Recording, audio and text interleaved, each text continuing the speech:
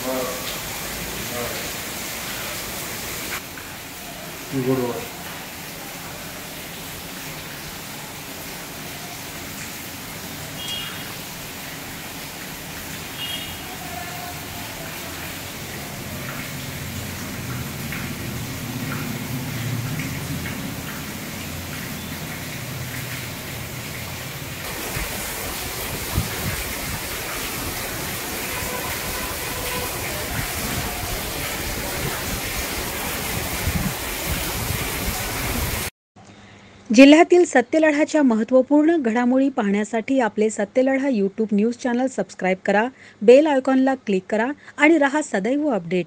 जाहिराती व बातम्यांकरिता संपर्क संपादक सतीश देशमुख 9970321817।